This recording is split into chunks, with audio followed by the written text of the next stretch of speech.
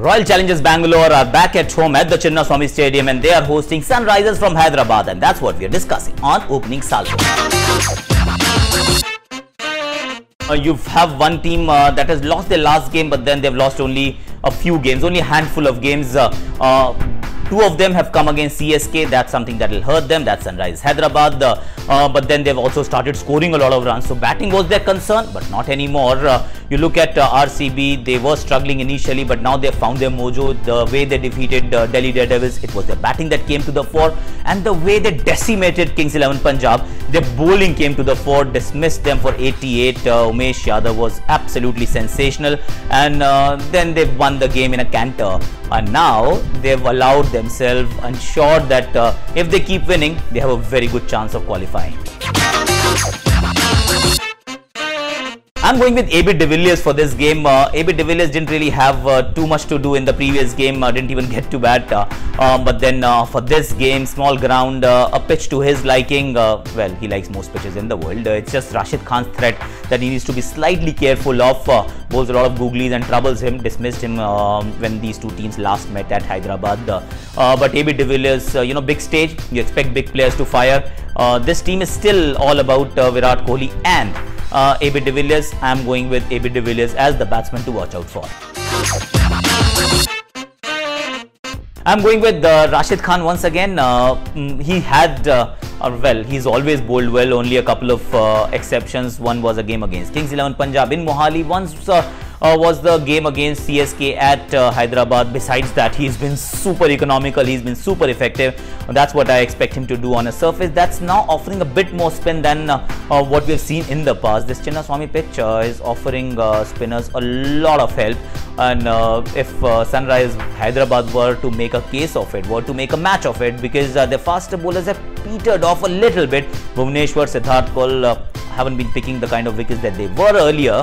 Rashid Khan will have a huge role to play. My bowler to watch out for, Rashid Khan.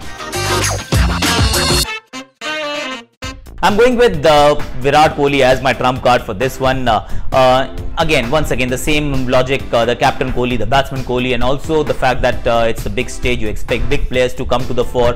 He has hit a very consistent form now, runs against Delhi, runs against Kings 11 Punjab. He will have to continue in the same vein as a batsman.